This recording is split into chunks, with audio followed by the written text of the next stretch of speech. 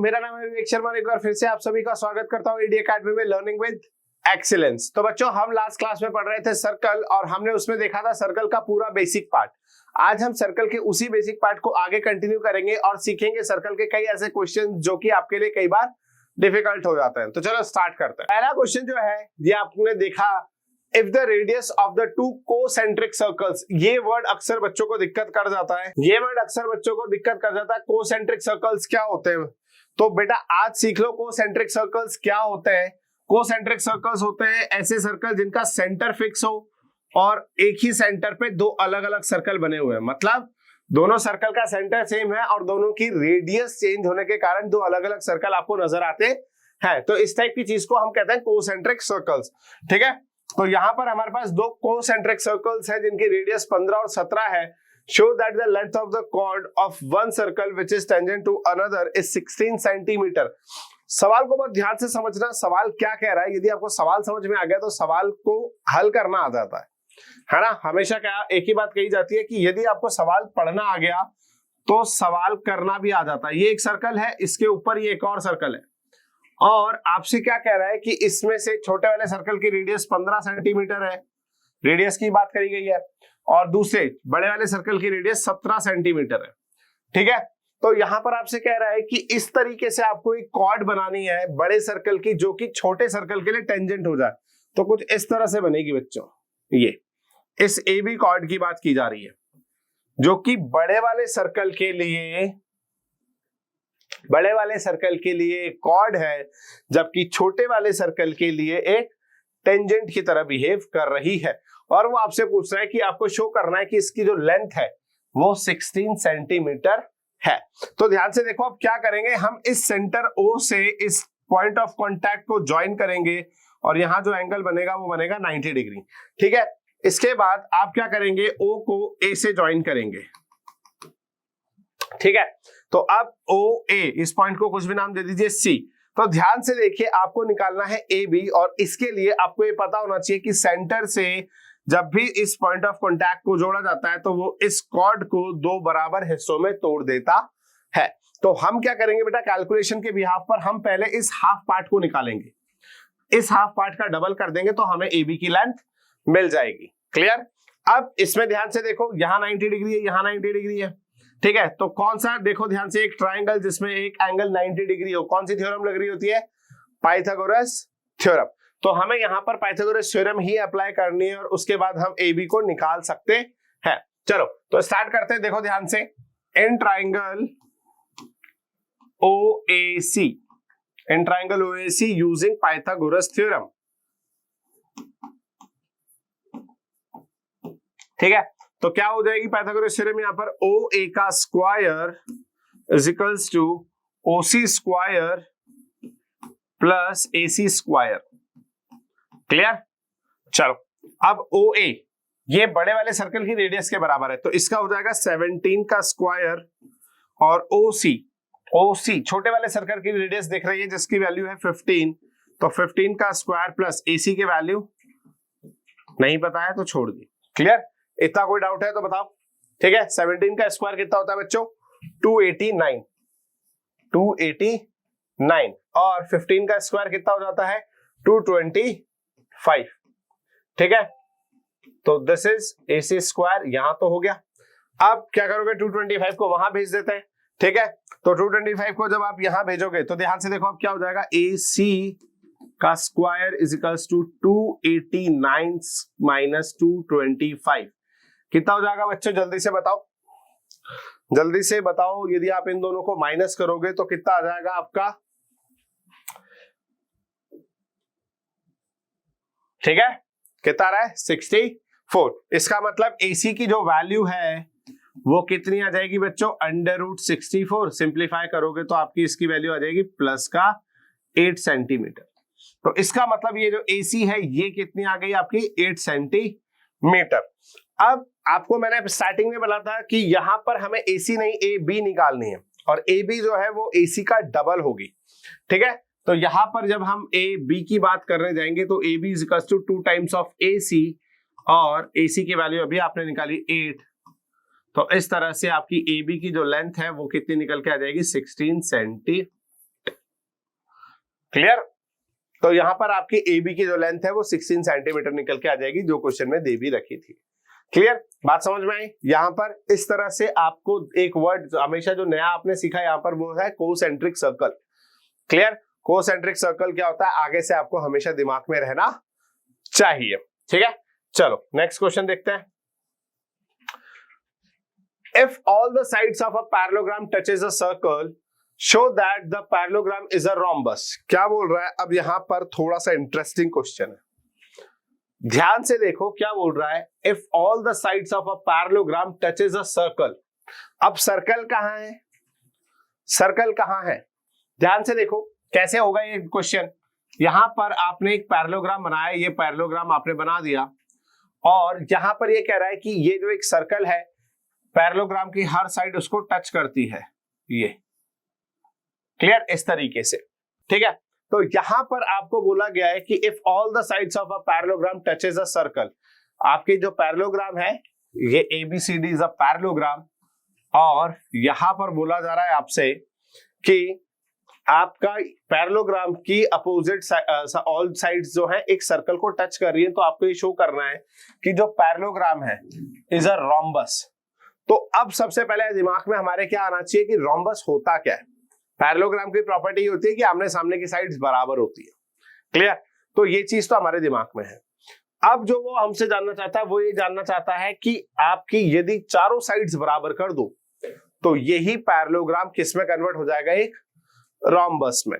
तो यहां पर हमें बेसिकली जो प्रूफ करना है वो ये प्रूफ करना है कि AB जो है वो BC के बराबर है, वो CD के बराबर है और वही DA के बराबर है, मतलब ऑल साइड्स आर इक्वल। तो हमें ये प्रूफ करना है कि रोम्बस की जो सारी साइड्स है वो इक्वल है। ठीक है, तो अब इसमें कैसे करेंगे, इसमें आपको बोला गया है कि ये जो है ABCD इज अ पैरेललोग्राम। ठीक है, चलो तो इन डिटेल्स को अपन लिखते हैं और फिर इस सवाल को स्टार्ट करते हैं। ठीक है, तो यहां पर हम देखते हैं गिवन क्या क्या है। आपको यदि हम गिवन की बात करें तो गिवन ये है कि AB जो है ABCD is a parallelogram, is a 110 ग्राम, है ना, 110 ग्राम है। 110 ग्राम क्यों बोलता हूं मैं, ध्यान से सुन लो इस बात को भी, आगे चल के कभी पैरेललोग्राम है तो पैरेललोग्राम तो बिकम 110 ग्राम। क्लियर, तो यहां पर हम बात करें कि ABCD एक पैरेललोग्राम है। अब यदि पैरेललोग्राम है तो पैरेललोग्राम की सारी प्रॉपर्टीज आपको याद होनी चाहिए। क्लियर, टू प्रूफ क्या करना है, टू प्रूफ की यदि हम बात करें तो टू प्रूफ का स्टेटमेंट जो है वो जो मैंने यहाँ लिखा था वही वापस, AB जो है वो BC के बराबर है और BC जो है वो CD के बराबर है और CD जो है वो DA के बराबर है, मतलब ऑल साइड्स आर इक्वल। ये बात हमें प्रूफ करनी है। ठीक है, अब कैसे करेंगे, तो इसमें हम क्या करेंगे, यहां पर हम लगाएंगे अपनी थ्योरम। तो प्रूफ पे चलते हैं हम इसके डायरेक्ट, और प्रूफ क्या है तो देखो एट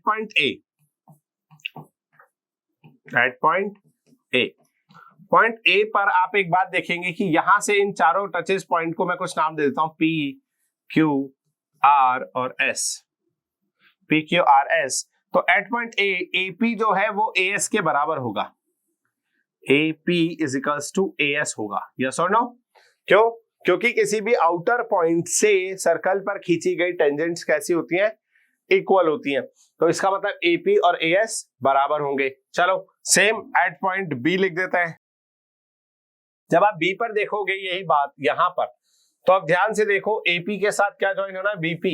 तो इस हिसाब से B का दो हिस्से होंगे, B से भी वही टेंजेंट वाली थ्योरम लगेगी, B से निकली हुई दोनों टेंजेंट्स इक्वल होती है, तो इस हिसाब से BP जो है वो आपके BQ के बराबर हो जाएगी। क्लियर, ऐसे ही एट पॉइंट C वाली बात लिख लेते हैं। एट पॉइंट C पॉइंट पे जब हम देखेंगे तो क्या हो जाएगा, CQ is equals to CR। ठीक है, CR is equals to CQ। ठीक है, और एट पॉइंट D हम चारों पॉइंट्स की बात करेंगे यहां पर, और एट पॉइंट D हम देखेंगे कि DR is equals to DS, DR is equals to DS। ठीक है, अब यहां पर हमारे पास चार थ्योरम्स के चारों ये पॉइंट्स आ चुके हैं। आपको इसके साइड में रीजन लिखना है सबके, तो किसी एक साइड रीजन जरूर लिख दीजिएगा बच्चों कि ये चारों जो साइड्स हैं ये बराबर कैसे हुई। तो मैंने आपको पहले भी बताया कि किसी भी पॉइंट से, एक्सटर्नल पॉइंट से सर्कल पर डाली गई दोनों जो टेंजेंट्स होती हैं वो कैसी होती है, इक्वल होती है। क्लियर, चलो तो अब हमें क्या करना है, इन चारों इक्वेशंस को ऐड कर देना, इक्वेशन 1 2 3 एंड 4, हम इन चारों इक्वेशंस को ऐड कर देंगे। तो एडिंग इक्वेशन 1 2 3 4,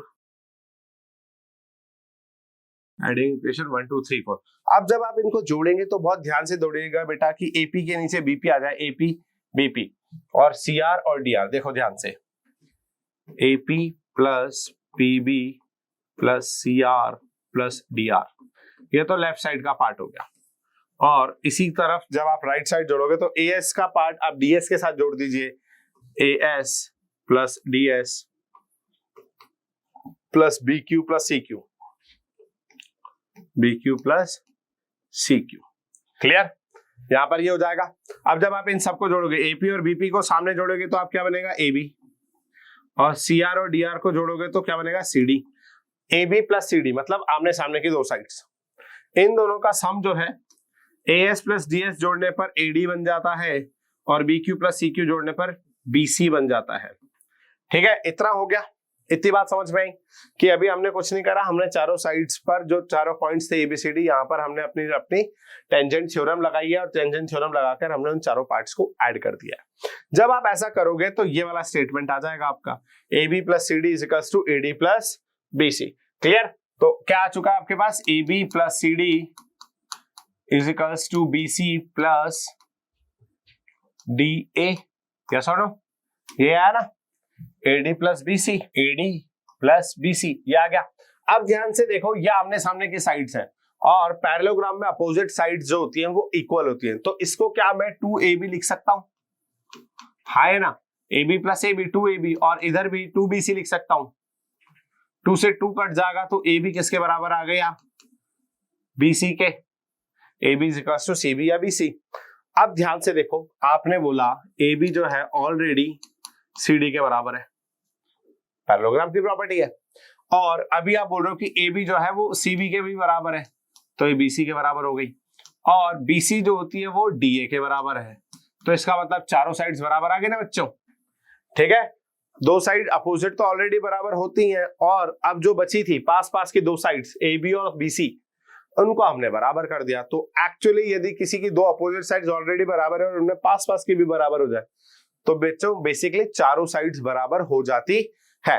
इसका मतलब ये इस वक्त एक पैरेललोग्राम से कन्वर्ट हो गया, किसमें हो गया है, एक पैरेललोग्राम का स्पेशल केस रोम्बस में कन्वर्ट हो गया। सो ABCD is an rhombus, so ABCD is a rhombus. समझे बच्चों, बात समझ में आई? ठीक है, चलो आगे चलते हैं। Prove that the segment joining the points of contact of two parallel tangents passes through the center। क्या बोल रहा है, बहुत ध्यान से पढ़ो। स्टेटमेंट समझ में आने का मतलब हो जाता है कि हमारा सवाल आधा हो गया। तो क्या कह रहा है, Prove that the segment joining the points of contact of two parallel tangents passes through the center।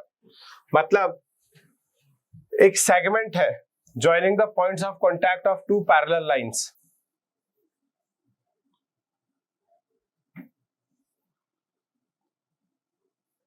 ठीक है, ये बन गया।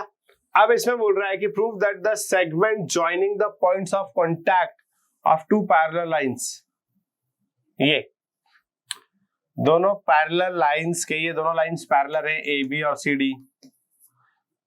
इसका मतलब ये बात भी कंफर्म है कि इस वक्त जो PQ है हमारी, वो इस वक्त हमारी डायामीटर है। तो prove that the segments joining the point of contact of two parallel tangent passes through the centre. ये वाली बात बहुत इंपॉर्टेंट है, ध्यान से समझो क्या कह रहा है। यहां पर ये जो पॉइंट आपने देखे हैं, पॉइंट ऑफ कांटेक्ट, जो दो पैरेलल लाइंस को, जो दो पैरेलल लाइंस टेंजेंट्स है हमारी, जो एक दूसरे से पास हो रही है, इनको जब हम ज्वाइन करते हैं तो एक्चुअली ये सेंटर से पास होते हैं। पॉइंट ऑफ कांटेक्ट्स को ज्वाइन करने पर यहां पर ये सेंटर से पास होता है। अब ये लाइन आप कैसे प्रूफ करोगे?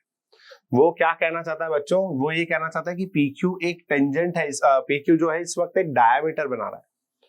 अब ये डायामीटर आप कैसे प्रूफ करोगे, बस आपको इतना ही सोचना है। वापस से समझ लो, जब आप दो पैरेलल लाइंस के पॉइंट ऑफ कांटेक्ट को ज्वाइन करते हैं तो एक्चुअली वो जो लाइन है ये कहां से पास होती है? Passes through the centre. तो ये जो लाइन है ये सेंटर से पास होती है। ठीक है, अब इस बात को प्रूफ करने के लिए आपके पास क्या है, देखो ध्यान से।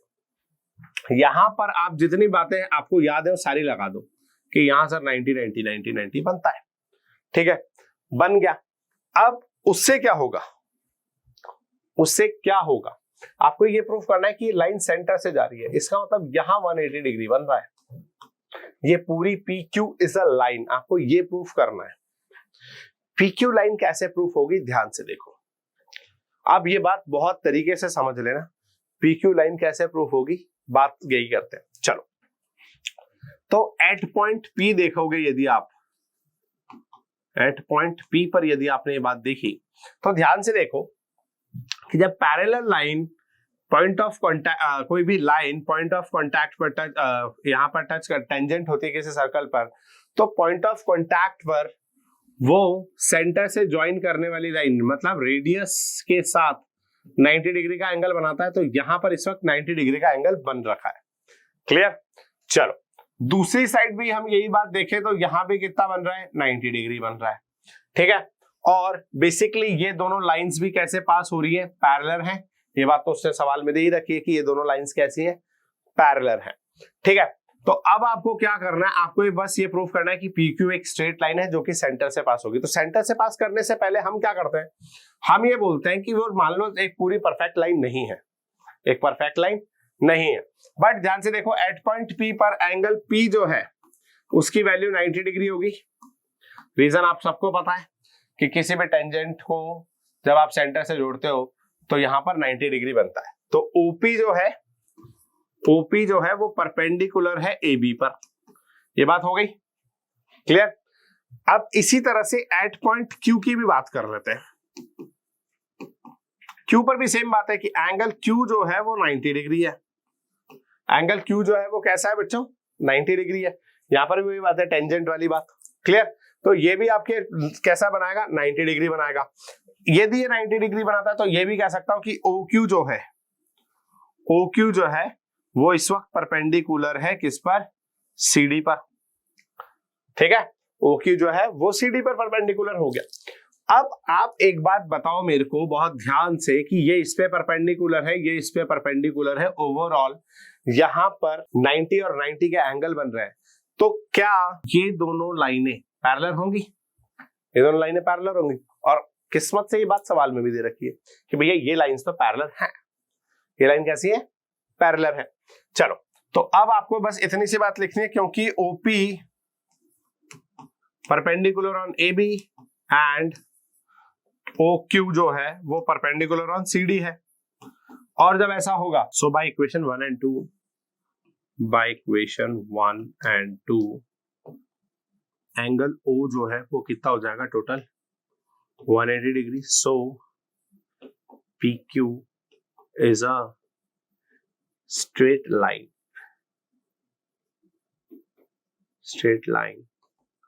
PQ is a straight line. और यदि ये PQ स्ट्रेट लाइन हो जाएगी तो कहां से पास हो रही थी?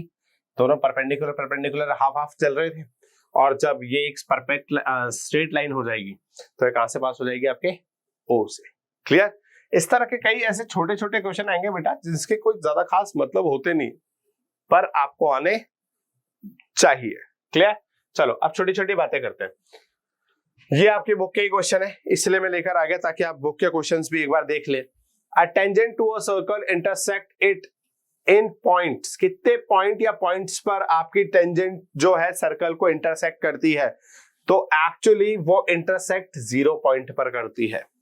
किसी पॉइंट पर इंटरसेक्ट नहीं होता है, पॉइंट ऑफ कांटेक्ट होता है, वो होता है एक पॉइंट ऑफ कांटेक्ट होता है और वो होता है एक। इंटरसेक्ट की यदि बात करोगे तो इंटरसेक्ट को कितने पॉइंट्स पे करती है? 0 पॉइंट्स पे करती है। क्लियर? चलो, second, a line intersecting a circle in 2 points is called a. एक ऐसी लाइन जो कि सर्कल को दो पॉइंट्स पर कट करती है। A line intersecting a circle in 2 points. अब देखो वो लाइन की बात कर रहा है जो सर्कल से बाहर है या अलग है। तो ध्यान से सुन लेना, यदि सिर्फ सर्कल के अंदर अंदर रह जाएगी तो वो कहलाती है कॉर्ड, पर यदि लाइन सेगमेंट की जगह लाइन की बात कर दी गई है तो वो एक्चुअली दोनों साइड से एक्सटेंड की जा सकती है, और ऐसी लाइन, ऐसी कॉर्ड जो दोनों साइड से एक्सटेंड की जा सकती है क्या कहलाती है बच्चों? यहां पर आपका आंसर आएगा सेकंड। एक ऐसी लाइन जो सर्कल को दो हिस्सों में बांट रही है, और लाइन है, लाइन सेगमेंट में है, और लाइन में अंतर क्या होता है, जिसका एंडिंग और स्टार्टिंग पॉइंट पता हो वो लाइन सेगमेंट हो जाता है। और यदि ऐसी कोई चीज है, ऐसी कोई शेप है जिसका स्टार्टिंग और एंडिंग पॉइंट नहीं पता लाइन शेप में, तो उसको हम लाइन बोलते हैं। क्लियर? तो यहां पर ऐसी लाइन की बात की जा रही है, लाइन सेगमेंट की बात करता तो हम क्वाड बोलते, पर क्योंकि लाइन की बात कर रहा है तो हम उसको क्या नाम देंगे? सेकंड। क्लियर? चलो, a circle can have parallel tangents at the most. एक सर्कल पर कितनी पैरेलल टेंजेंट्स खींची जा सकती है? तो इनफाइनाइट, क्योंकि एक सर्कल के डायमीटर कितने भी हो सकते हैं। एक सर्कल के इनफाइनाइट डायमीटर्स होते हैं, और हर उस इनफाइनाइट डायमीटर के दोनों पॉइंट्स पर आप इनफाइनाइट टेंजेंट्स खींच सकते हो। तो यहां पर जो पैरेलल टेंजेंट्स खींची जाती हैं वो इनफाइनाइट हो जाती है। क्लियर? चलो, a common point of a tangent to a circle and a circle is called. एक कॉमन पॉइंट ऑफ टेंजेंट, एक टेंजेंट का और एक सर्कल का, to a circle and the circle, circle और सर्कल पर वो जो टेंजेंट खींची गई उसका जो कॉमन पॉइंट होता है उसको हम क्या बोलते हैं? ये लिखा हुआ point of contact, point of contact उसी को बोला जाता है। ठीक है, तो इसका जवाब क्या आएगा? Point of contact. क्लियर? चलो, अब आते हैं कुछ छोटे छोटे से क्वेश्चन, एबीसीक्यू बेस्ड है, MCQ based. A tangent PQ at a point P of a circle of radius 5 cm meets a line through the center O at a point Q so that OQ is equals to 12. Length PQ is। ये आपका homework हो गया। इसको homework इसलिए डालता हूं क्योंकि इसी तरह के बच्चों वाले बेसिक क्वेश्चंस मैंने आपको बहुत सारे करवा दिए, तो ये सवाल आपको आना चाहिए। एक और क्वेश्चन है, draw circle and two lines parallel to a given line such that one is tangent to a circle and the second to the circle। क्या बोल रहा है? ऐसा क्वेश्चन ये बोला गया है आपको, इस चीज को मैं बताता हूं, ध्यान से पढ़ते हैं इसको। Draw circle and two line parallels to a given line. एक कोई सी भी लाइन ले लो, ये लो, इस लाइन के आपको पैरेलल लाइंस खींचनी है दो, और वो दो पैरेलल लाइंस कैसे खींचने बच्चों? Such that one is a tangent to the circle. ठीक है, एक जो है दूसरे के टेंजेंट हो जाए, एक जो है एक सर्कल के टेंजेंट हो जाए, एंड दूसरा a second to the circle, और दूसरी जो है सेकंड हो जाए। ये लो, खींच दिया। क्लियर? तो बेसिक क्वेश्चन है, ड्राइंग के नाम पर आपसे कुछ छोटी छोटी बातें पूछ रहा है ताकि आपको डिफरेंशिएट हो जाए कि ये कुछ भी नहीं है, ये आपके टेंजेंट है, और ये इसको आप क्या कहते हो? सेकंड कहते हो। क्लियर? चलो, नेक्स्ट क्वेश्चन आता है आपका, फिर वैसा ही थ्योरेटिकल क्वेश्चन है। From a point Q, the length of the tangent to a circle is 24 and the distance of Q from the center is 25. यहां से क्या बोल रहा है? From a point Q, Q point से the length of the tangent to a circle is 24. ये 24 centimetre की है, and the radius of the and the distance of Q from the center is 25. ये सेंटर हो गया, और यहां से इसकी डिस्टेंस 25 है। तो वो आपसे कह रहा है कि इस सर्कल की रेडियस बताइए। ठीक है, कितनी आएगी जल्दी से बता दो। मेरे ख्याल से आप सबको पता है, आपके पास ऑप्शन है 7, 12, 15, 24.5। वैसे 24.5 आ जानी चाहिए, है ना? अक्सर बच्चों का दिमाग कहता है सर 24 और 25 का एवरेज तो 24.5 ही होता, तो वही आनी चाहिए। पर एवरेज नहीं खेल रहे बेटा, हम यहाँ पर कॉमन सेंस से कर सकते हैं सवाल कि यहाँ एंगल 90 है तो आपको लगानी है पाइथागोरस। तो 25 का स्क्वायर जो है वो बन जाएगा 24 का स्क्वायर प्लस समथिंग का स्क्वायर, और बस यही समथिंग आपको बताना है, यही एक्स आपको बताना है। तो 25 का स्क्वायर 625 और 24 का स्क्वायर 576, इसमें से माइनस कर दीजिए तो एक्स स्क्वायर बन जाता है। यहाँ से एक्स की वैल्यू प्लस -7 हो जाती है, जिसमें से लेंथ की बात हम कर रहे हैं इसलिए -7 को हम दिमाग से एलिमिनेट कर देते हैं। तो हमारे पास कितना आ जाता है? +7। ठीक है, तो इस वक्त जो रेडियस है वो कितनी आ जाएगी? 7 सेंटीमीटर। अच्छा, सेंटीमीटर क्यों आया? क्योंकि सवाल में सेंटीमीटर में ही सवाल दिया हुआ है। ये ध्यान रखना बच्चों, यूनिट कब आती है और कब नहीं आती। ये छोटी छोटी चीजें हैं जिनका दिमाग में यदि आप चलाते रहोगे तो आपको हर सवाल का जवाब मिलता रहेगा। नेक्स्ट क्वेश्चन देखते हैं।